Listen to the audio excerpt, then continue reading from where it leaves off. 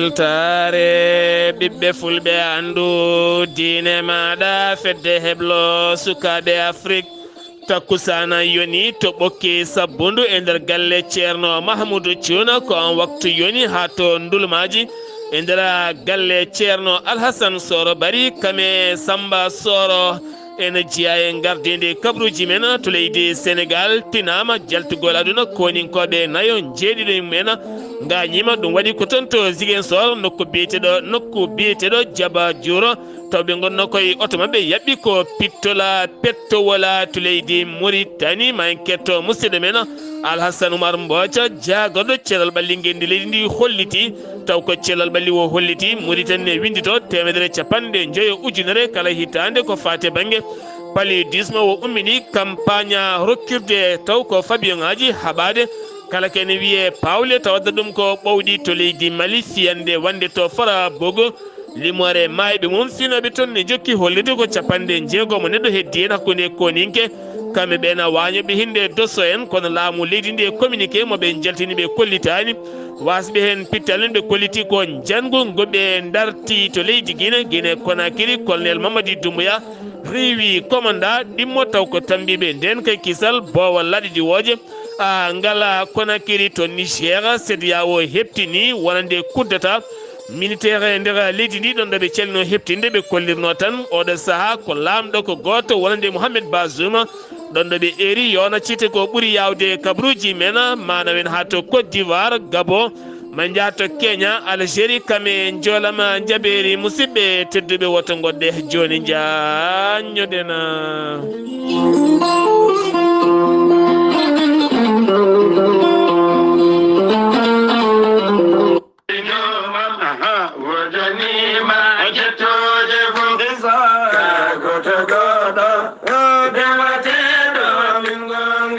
Ceerno Saar ko lasrari yanke laaɓaɗo ƴewgal kumpitiɗo jabanaɗo kuɗola kanko Ceerno Saar omo tintina dendagal bandiraɓe Mauritanaɓe kala hande o omo tawe tonnowa Dibo lobbudu yurmede Ceerno Saar laaɓaɗo lasrari mo kuɗol mum memata leydi ko windi kala tawata ko jabama guittowo humre gila to banggue dewle dañal kono ne kadi joguiɓe caɗele ɓesguji ha e fannuji goɗɗi kala jeeygu e ɗanle e gueɗe kewɗe kala Ceerno Saar ene humpiti Ceerno Saar ene tawe hande o tonnowa Dibo dande maayo so tawi ari ha to Carrefour 4 walla sara école 8 waɗɗani juma altaqwa jimti kadi koye pharmacie Ndiaye keso saari ha ɗon ma taw ɗon Ceerno Saar sa yiɗi jokkodirde makko tonggode makko leydi Sénégal ene waɗi WhatsApp mbatta ko 00221 77 605 53 06 walla so tawi ko tonggode makko leydi Mauritanie jiɗɗa noddudemo kalda e makko mbatta ko 00222 33 72 88 38 musidɓe tedduɓe Ceerno Saar e dow mon to no waadi cellal ko kañum woni afogalu cellal ala coggu cellal kadi ala ko foti gandal ko hunde moƴƴere no feewi kono gandal kadi jaadugal e nunɗal ɓuuri moƴƴude Ceerno Amadou Tidiane Diallo mo melga wuuro jinneji ko gando bindi laaɓaɗo leggal Ceerno Amadou Tidiane Diallo ko jaadiɗo ɓalawal e danawal kala Ceerno Amadou Tidiane Diallo ne safra fiji kewɗi ɗi jiida cirol omo safra wonduɓe koyɗe e keeceje muusoje koyɗe ƴakkoje koyɗe jaaɗoje ɓalli ƴakkoje e guloji kala Ceerno Amadou Tidiane Diallo ene safra yimɓe yanoɓe barogal e on fannu kala sako yahoɓe yanoɓe barogal Ceerno Amadou Tidiane Diallo on ɓurodirta balɗe tati taw joomum wi alhamdulillahi rabbil alamina ceerno Amadou Tidiane Diallo ne safrani ɓeena ɓe seeɗineji mbahlil koye mumen ha kabba ceerno Amadou Tidiane Diallo ene safra rafiji kewɗi ɗi jiida cirol ceerno Amadou Tidiane Diallo ene andini dendagal kilineɓe mum so tawi ka oɗon maldana rafi mbawɗa wondude kala e nder balɗe tati a yitere hoorema hano hannirta ni ceerno Amadou Tidiane Diallo ko bawɗo listihara ko indema inde nene ma dokkatamo baɗanteɗo listihara noon ko ujunere mbuɗu ceerno Amadou Tidiane Diallo ne yawrani ɓen ustaraɓe goragu yawɓe yitade koye men e jippiɓe leese kala e on fannu ceerno Amadou Tidiane Diallo ne jogui leɗɗe ɗe mbiyete ko miiɗi moosa ƴetta ɗum joni joni moosa ha jiituɗa hoorema hano hannirta ni ceerno Amadou Tidiane Diallo ne andina dendagal kilineɓe mum e oɗo saaha joni omo tawe nder leydi Mauritanie to nokto lamru ko leydi Mauritanie galle makko ne tawe hakkude robine 4 e robine 5 étage goto nan ɗon so tawi a yettima sara gara citernaji so tawi a noddima e oɗo numéro leydi Mauritanie woni 46 94 21 91 ma heɓmo hano hannirta ni dendagal ɗon yiɗɓe yewtidde Amadou Tidiane Diallo numéro makko leydi numéro makko WhatsApp ko numéro leydi France mbatta ko 00 336 04 04 66 27 ceerno Amadou Tidiane Diallo ene yawrani ɓena ɗaɓɓoɓe golle e dartoɓe kayitaji kala so tawi on jokkodiri joni joni mbiya alhamdulillah ceerno Amadou Tidiane Diallo ko labdo reedu malaɗo woni mbadden danɗo faade makko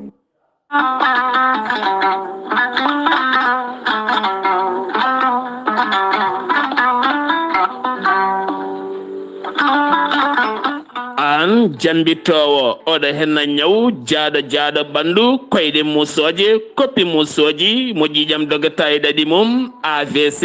cardiaque tension diabète walla ni an donkuɗo foccade puƴiɗo donkuɗo jokkoyde enɗam ni juma ni jama e nokkuji goɗɗi kala jokkodire gorel te joni joni mbiya alhamdulillah gorel te ko haako moƴƴo iwru ko en tokkore dinoro ari ko wallude en e safrude en ha moni kala yiito hen hoore muɗuma ɓen jokkodirɓe e gollorgal gorel te kamɓe kala ɓe kolliti ɓe jiitimen koye mabɓe ɗo ɓe jambittanno yo gay ñabbuji cuuɗotoɗe nder ɓalli hay so tawi woni ɗi jangtonoka e ko gorel te safrata ɓe mbi alhamdulillah gorel te ala rewam ala effet a ittaɗen ko jamireɗa mbaɗa e ndiyam ngulɗam aɗa yara aɗa yiito hen cellal ɓandu maɗa sa yiiɗi hebde hen hoolare lamde no fewi jahata koto site mabɓe internet a mbaɗa www.gorelte.com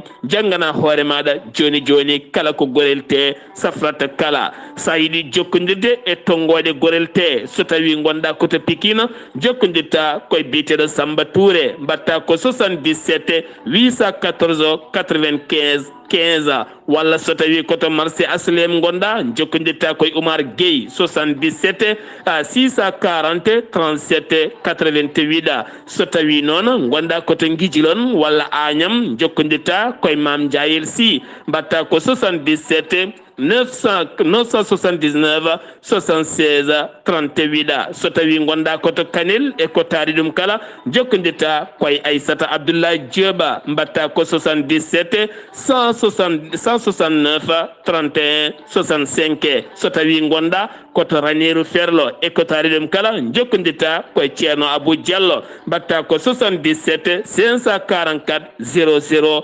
34 so tawi noon gonɗa koto leydi France jokkodirta koye Haruna Gayda 06 50 99 64 43 musidɓe tedduɓe gorel te ari e men addani men tan ko jamma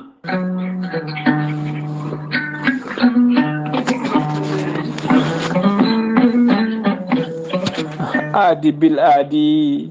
salade aadi ɓuuri firtude aadi ceerno Djiby Sy wi ko firtata aadi mo aadidiri e jayde weltare ɓiɓɓe fulɓe andu diine maɗa ceerno Djiby Sy ko wittiyanke leɗɗe ko safriyanke safruji fina tawa ceerno Djiby Sy ko jaadiɗo ɓala walla edanwal kala omo safra rafiji kewɗi ɗi jiida ciirol ceerno Djiby Sy Allah luɓi ɗum mbawka e gandal wawde yaltinde borosaji kewɗi comiɗe nder reedu neɗɗo taw ko borosaji ɗi neɗɗo fonno oppirede o rokkuma leɗɗe o yaltine ɗin borosaji ha laaɓa ha jiira guite maɗa. ceerno Djiby Sy ene jogui leɗɗe fannuji tati hen fannu goto so tawi a ƴetti ɗum fodde 10 rafina yalta ma ha laaɓa. fannu goɗɗo so tawi a ƴetti ɗum fodde 13 rafina yalta ma ha laaɓa. fannu tataɓo waddete koye gawri samme walla gawri suuna so tawi a waɗi no wirumani rafiji kewɗi ma jaltema ha jiira guite maɗa. ceerno Djiby Sy ne yawa rewɓe ɗon koɓe sowade rewɓe dartoraɓe wonduɓe dogam sita fibrome kista e rewɓe sattoraɓe dewle kala. ceerno Djiby Sy ne safra dendagal rafiji gorago no ndidorino worɓe yawɓe yitede koye mumen e jippiɓe leece e on fannomo jogui leɗɗe biteɗe muuɗa hirda. ceerno Djiby Sy ko bawɗo listihara ko indema inde nene ma dokkatamo o haala ko wone nder ɓerde ma ha mbiya yoni. waɗanteɓe listihara so tawi ko leydi Mauritanie ko temedde ko leydi ujunere mbuɗo ogoya so tawi ko leydi Sénégal e dendagal leyɗele ñamoje franc CFA ko temedde 4 woni 2000 franc CFA. ceerno Djiby Sy ne jogui numéro mum weevo ko numéro orange money dendagal yiɗɓe waɗnede listihara koye on numéro jokkodirta mbatta ko 78 128 35 98. so tawi ko yiɗɓe haaldude ceerno Djiby Sy to banggue WhatsApp ko numéro makko leydi Mauritanie mbatta ko 47 22 80 84. so tawi ko yiɗɓe noddudemo appel normal ko 34 49 40 59. ceerno Djiby Sy ne andine dendagal kilineɓe mum e oɗo saaha joni mo tawi nder leydi Mauritanie to noktor lamorgo leydi Mauritanie. omo andine kiɗenen makko kadi base makko tawateɗo to ley Agnam Siwol ene golla ha no hannirta ni ene tawe toon miñi ko almudo makko ne wiye ceerno Djiby Déme. ceerno Djiby Déme numéro mum téléphone ko 77 395 99 17. ceerno Djiby Sy ne andine dendagal kilineɓe mum omo addi leɗɗe kesi pulla eɗen leɗɗen tawe hen leɗɗe ittoje seero e dendagal ñonkoto tawtine reedu neɗɗo omo jogui leɗɗe kadi a jubbat hen seeɗa mbaɗa e ataye dendagal ñonkoto tawateɗe nder reedu wiwa ha laaɓa ko leɗɗe kadi moƴƴude e ndawagu ko leɗɗe waɗɗe kadi ɓeydoje goragu. ceerno Djiby Sy ne yawrani ɓen wonduɓe estoma e rafiji kewɗi goɗɗi. ceerno Djiby Sy mbadden dando faade makko. kettode kaburuji mon e ɗemngal pulaar Afrique, Asie, Europe, Amérique, Moyen-Orient, Océanie. jam ñalle mon musidɓe tedduɓe mawnde 15 bowte hitande 2023 yonti kumpital men ɗemngal pulaar ɗo yeeso haalirde he ko musidɗo mon guiɗo mon sehil mon Sar Abdullahi Saar to karallagal weltare TV ko musidɗo mon Saydou Abouba Diaynde weltare TV weltare ɓiɓɓe fulɓe ene humpita dendagal hettiyankoɓe mum kala rewindiɓe yewtere mum taw ko yewtere buuɗaliru mende arore kala altina hañande aljuma hakkude musidɗo mon Sar Abdullahi Saar kame ceerno Khalid Abdullahi Sy taw yewtere nde fawiti koye tarihaji annabaɓe hande o noon aljuma o ɓe jettini tariha annabi Souleymana kono kadi yontere fande nde yewtere nde wawata arde kono ma yewtere nde artoyi so jomiraɗo haaji ñande 27 anduɗo hen lewru ndu gonɗen walla ni 27 so jomiraɗo haaji Diaynde weltare TV weltare ɓiɓɓe fulɓe kalɗo gonɗon nder windere nde kala ene ɗofta mon ne yaha to ɓuuri loggidde gam addande mon kumpitale mon kam ene wondi kadi e tarihaji ha mbawen alɗinde hakkillaji men kala kumpital men nder leydi Sénégal en keeɓi ɓatake wonande kay giwɗo e yoga e médiaji ɗi leydi ndi Sénégal wonande ka ene tolno e koninkoɓe nayo ɓe leydi Sénégal wonnoɓe loyde mumen taw koye werla mabɓe hanki sanga 19h toon to Djiby Dior ne tawi nder diwan mo Bignona koto mabɓe yaɓɓi pittol pettoje ko noon fetti kene fota wonde koninkoɓe nayo mbasi hen pittali mumen jeeɗiɗo gañima hen ɗum noon ko sunare mawde wonande armin gendi leydi Sénégal kam e Sénégal kala gartaten koye faggudu leydi Sénégal jagoɗo finance gendi leydi ndi holliti sifande taw kadi ganda ko ñamade iwde e catal FMI woni monétaire international kene foto wonde temedere capanɗe jeegom milliard woni fayande leydi Sénégal ngam wawde umminde yoga e porseji muɗum a kala hoorejo jagoɗo gendi leydi Sénégal hono Amadou Ba tawama hanki o toon to Diamniadio ngam kay udditgol central mawɗo no fewi walla mbiyen centre régional taw ganda kode urgence ko fate banggue wonande médicament ji kame gueɗe keñoraɗe kala ɗo moftete taw kadi jeeyi ɗum ɗon ko MS banggue Afrique ɗum noon ko gam ɓattitinde cellal ɓalli ha ɓatto kadi leyɗele Afrique guilay ambulance uji ha ko fate banggue leɗɗe cafroɗe e gueɗe kala keñoraɗi taw kadi ɗum jeeyi ɗum ko MS ɗon ɗo suuɓi wonande Diamniadio hande o kay deuxiéme wuuro jogorgo ɓurgo ngarɗude e nder leydi ndi Sénégal kala keddotoɗen koye leydi Sénégal ngam teddungal mawɗo leydi ndi Sénégal faade koninkoɓe leydi Sénégal taw ko ɓen gañiɓe walla yaaɓe foftorde mumen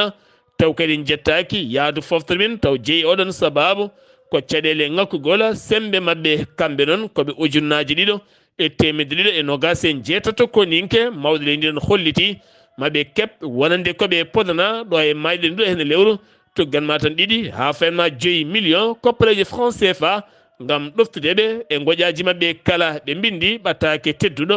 faade mawɗo leydi ndi Sénégal ngam yettude ɗum e jarde ɗum wattude ɗum e mabɓe tene kadi wattude ɗum e haqqillaji wonande kamɓene koɓe ɓorinoɓe teni gendi leydi ndi ngam oɗo saaha jogade nden kay kisala gendi leydi Sénégal kono kadi oɗo saaha ɓe keeɓi fayidagal manggal no fewi iwgal e galle lamorgo ngo to galle lamorgo leydi Sénégal hono président Macky Sall hande o ma décor yoga e koninkoɓe ma en gartoye ɗiɗon ɗiɗon a kabruji jokkodiral hakkude leydi Sénégal kame leydi Mauritanie ɗum ko jillu chef d'état major général armi gendi leydi Mauritanie woni général Mokhtar Belal Saba baɗɗo jillu mum e nder leydi Sénégal jillu balɗe tati ngam nandiral keɓangal hen ko hakkude leydi Sénégal e Mauritanie rendidinde sembeji mumen ngay kay jogade nden kay kisal guesa gaz yitaɓa hakkude leydi Sénégal kame leydi Mauritanie jogorgo fuɗɗade golle mum ɗo tan hitande fanide hanki onon to galle lamorgo to o joɗodima e mawɗo leydi Sénégal o noon takkanimo médaille ngam darde makko e golle makko a kala caktugol image kame photo journaliste jeeyi sababu noon hanki nden jonde joɗima taw kadi ko union nationale ko fate banggue jaydiyankoɓe joɗima koto maison de la presse to noon ko heblo wonande ɓen saktoɓe nate taw kadi ganduɗa ko ɓen dawriyankoɓe e yaltinde vidéo ngaji e haalulaji ɓen dawriyankoɓe an jaydiyanke o hol dardema hen hol foddema hen holɗo poɗɗa hadde holko poɗɗa yaltinde holka fotani yaltinde gon heblo noon yuɓɓinama hanki o toon to galle jaydi yankoɓe gendi leydi Sénégal tribunal de Dakar hanki o nde rokkiri polgu Ousmane Sonko on juge ñawɗo nden ñawore woni Ousmane Racine Thioro hanki heeɓi message uji kewɗi kame ɓattakuji kewɗi wonande hewɓe kay hollirɓe oɗo saaha suuɗi ñawoji leydi Sénégal woni koye fiɗɗitade artude mbadi muɗum kono kadi hewɓe hanki yaadiɓe ex Pastef wonande kan landa kolliti weltare men mawde no fewi kono avocat ji état mo leydi Sénégal kolliti koko gullite to toon to cour suprême wonande jaɓani ndeɗo henna a ñawore keddoɗen koye leydi Sénégal jeheten ko ton to wuuro witego Bodiena ene tawi nder commune mo Gueyena toon noon ko suka gorko mo duuɓi nogas biyetenoɗo Ngora Sidé Diouf kam warti e ballal ɓoggol teskede oɗo saaha bartale ɗe ne kewi kono andaka noon ko jeeyi sababu warti ɓandu makko ko ɗon ronda nawa to hôpital Ceerno Mansour Baro to Mbour ngam loskoji mbawa waɗede hen finoɓe ne dawa to wuuro tawetego e hakkude maaje wiyetego Gore waɗɗani Dakar guila tan altina ñande goo nogas e goo walla mbiyen ñande sappo e goo nduɗo hen lewru hewɓe kay donnoɓe toon taw ko jangguinoɓe e janngoyoɓe e gollotoɓe toon kala hewɓe dañano yaade ñalawma hanki o kadi ɗum ɗimmiti gam teskede salupa jeehowo ɗon koko paani ene wawa nawde kene fotode 350 neɗɗo gam teskede hewɓe jahani ɓe erima noon laamu leydi ndi nde watta walludeɓe wonande kay ɗin batoji nawoji yimɓe mbawa fewde beele ya garama ɓe ɓuura wawde ñibde cour suprême caggal nde nodditi dossier Barthélémy Diaz ko fate mayde Ndiaga Diouf kanko parlament janowo holliti hande o ma huccodire jaydiyankoɓe gam saktude konguɗi makko garten koye attaque armé baɗɗo toon to Dalifort kene fotwonde 15 sagata ko ɓen kay jaltini fetilaji mumen jani déppoji mawɗi no fewi guitti toon ko sakuji mara heeɓe goni koye camion kono hewɓe ceeɗin ɓe kalata ko ɗemgal susu noon ne tawe toon to leydi Gambie Guinée Conakry ha Sénégal won kame Guinée Bissau nde ɓe nanggui kay ɓen heenoɓe ɗin magasin uji ɓe kaɓɓi ɗumen piɗumen tan ko piggal bongal no fewi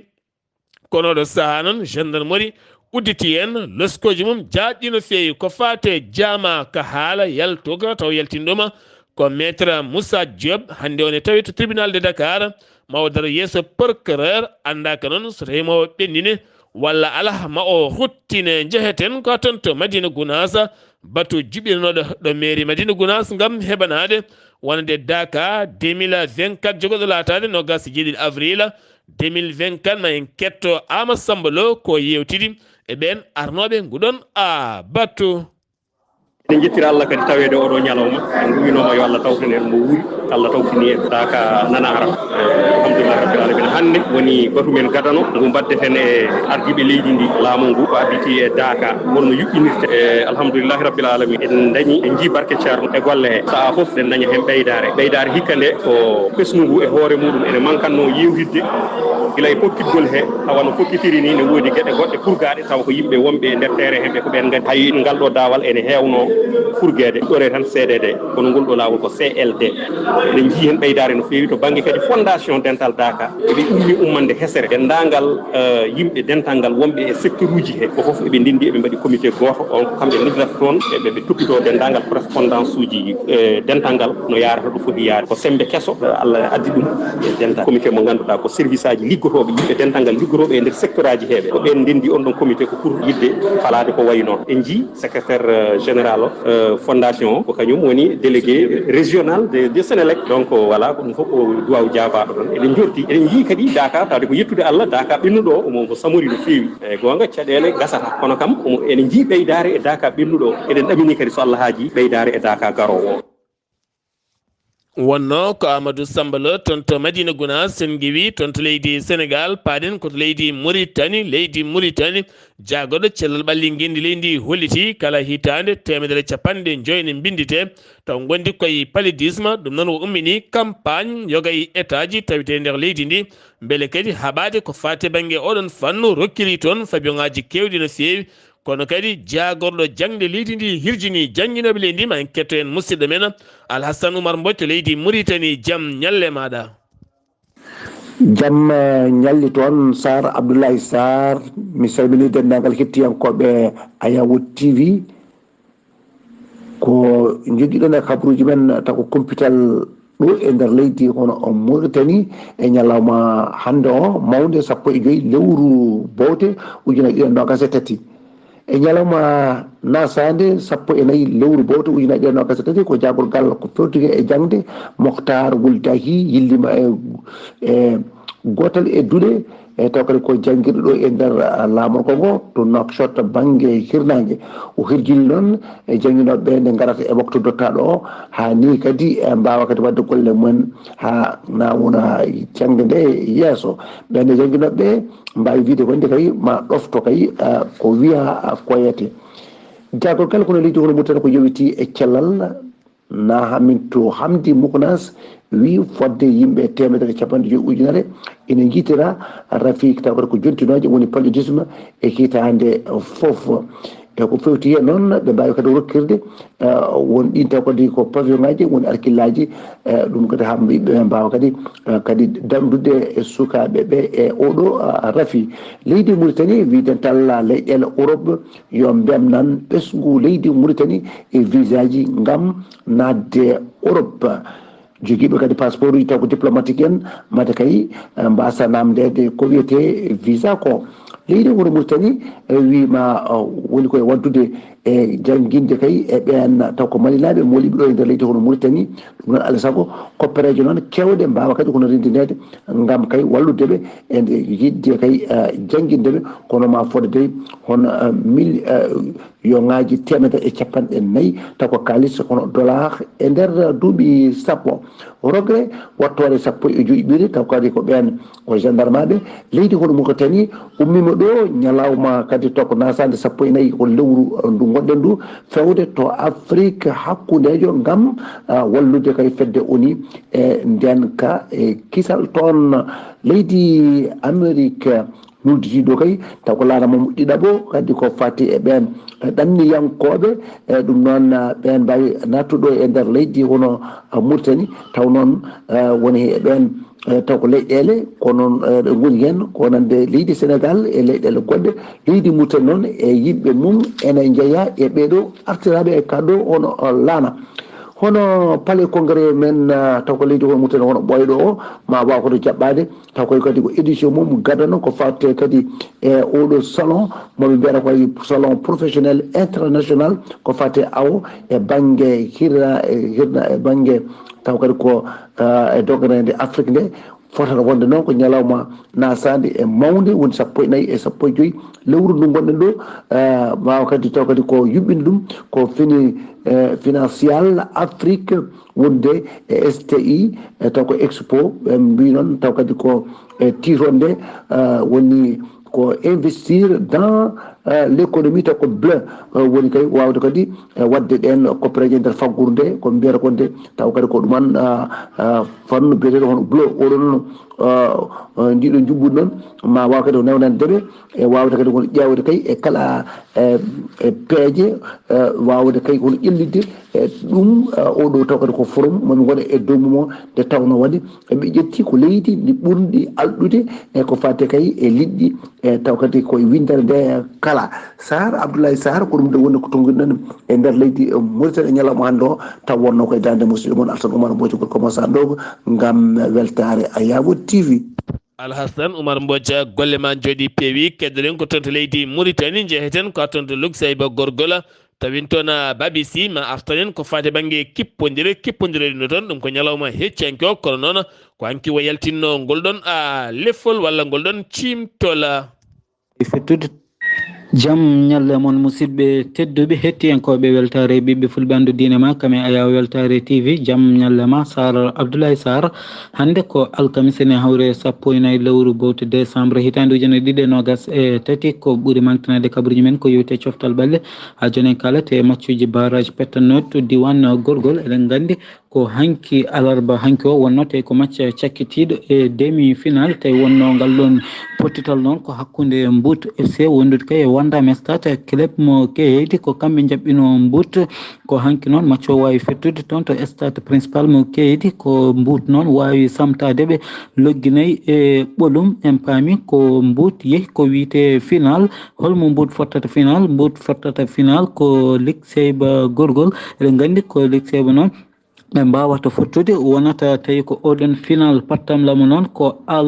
aljuma janggo sanga waktuji 14 pawɗi hojomaji 15 ko nden wonata tawi ko convocation toon to stade principal mo Keydi bandiraɓe musidɓe tedduɓe ko ɗum ɗo wonno ko tonguɗen kabaruji ko yewte coftal balɗe sibaɓe stade Keydi gam weltare ɓiɓɓe fulɓe andu dinama si babi si golle man jooɗi peewi sen giwi to leydi Mauritanie paɗen ko to leydi Mali Algérie wonno doggoɓe koyɗe jaam sifande Alger 2015 beele jaam duumiɗo wawa artude leydi ndi taw ko ɓen jiguitnoɓe armeji taw koye pelle tuwareken kame pelle goɗɗe gonnoɗe leydi ndi Algérie noon hesɗitini e rango mum faade ɗen pelle sifande Alger 2015 nde garta e jonde kamɓe kala ɓe kuufa tabal ɓe jooɗo gam waddude kaldigal beele jam ene arta e ndera leydi ndi fara bogo ko jango wanno toon gon jango noon ñande talata nde ha ganduɗa hewɓe kolliti kene tolno capanɗe jeegomo neɗɗo fittan heddima hen woni hen ko armée leydi ndi woni hen kadi ko jambour en hen kadi wañoɓe ɓe hinde dosso en kono noon communiqué armée leydi ndi no yaltiniri ɓe kolliti ɓe keeɓi jango ñande talata nde kono nguɗon jango ɓe dartima nden fiyande ko ɗon tan ɓe kaaɗi ala kala goɗɗum koɓe gaddi hen kono noon wonande ɓen waɗɓe gun jango ɓe kollitiɓe nderguiti toon pittali kewɗi kono ɓe tetti armée ji kewɗi ha renfort goɗɗo itta taw addi ɗum ko armée gendi leydi ndi tokkoro ko suka gorko walla min suka debbo mo duuɓi 16 taw kadi ko cowiɗo kam fittanu mum itta taw itti ɗum ko suka gorko mo duuɓi 20 on noon ko dognoɗo ne waɗi ladde gueɗe ñande jeeɗiɗi nduɗo hen lewru wiyama teppar gendarmerie kono andaka noon ko jeeyi sababu itti fittanuɗo hen suka debbo duuɓi 16 taw kadi ko cowiɗo to juulalo walla min to juwela ene tawi nder leydi Mali ko suka commerce walla ni mbiyena babiraɗo commerce mo duuɓi 50 kam wiya teb oɗo saaha wedda e kaso kam jeeyi sababu noon ko boutique o feññini kono noon dadiɓe ɓe colonel majeur Fousseynou Keita mairie mamamo ha tawi biti ko gay ko titre tan kono woni tigui dalilo ko yeydemo drogue kame poɗɗe goɗɗe kaɗaɗe e nder oɗon nokku ɗum jeeyi sababu noon wiyama teb o weddama e kaso colonel Assimi Goïta joɗodima e gouverneur de la banque Bassiawo woni Jean Claude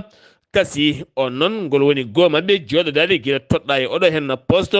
kono kadi jeeyi sababu jonde ɗe ko huccande golle leydi Mali ko fate banggue Bassiawo taw koye 2024 hitande fayande nde to leydi Guinée Conakry colonel Mamadi Doumbouya itti e golle muɗum wonande commandant adjoint taw kadi ganduɗa ko ba joguiɗo nden kay kisal bowal laaɗe diwoje kono andaka noon ko jeeyi sababu ittimo hen on g taw kadi ganduɗa ko on daraniɗo rapport sans frontiére RSF ɓe erima autorité leydi Guinée nde mbawata toppitade jaydiri leydi Guinée ha rewa lawol taw kadi wona tan kala sa radio ji walla téléji ne jooɓe walla signal min ne loggite ɗum noon ko teskeɗe guila tan septembre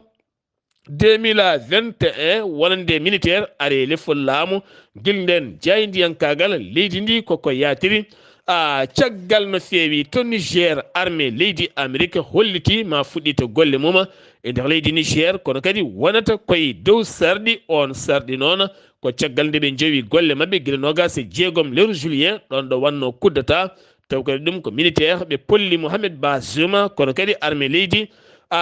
Amérique hollitine fiɓi kay fuɗɗitade ko noon ko ma happu dat ko fate banggue ɓoygol transition ande nde laamu ngu tottita walla mbiyande ɓen dadiɓe nde ɓe tottita wonande citoyen taw ko laamu leydi ndi ɓe puɗɗito golle mabɓe Niger CEDEAO heptini kuddata wonande oɗo saaha kuddata taw kadi ganduɗa ko général Abdourahmane Tahani hande ko hoorejo leydi ndi ɗon ɗo ɓe celino heptinde on ɓe mbino tan ɓe keptini ko Bazoum mo ganduɗa pollaɗo e lefol laamu kono kadi oɗo saaha ɓe keptini wonande ɗum ko ñande 14 hanki oɓe cakti ngol ɗon lefol ko wona ɗum kono surñawar nde CEDEAO erima ko ɓuuri yawde nde accitte Mohamed Bazoum mo ganduɗa kami enɗam mum kala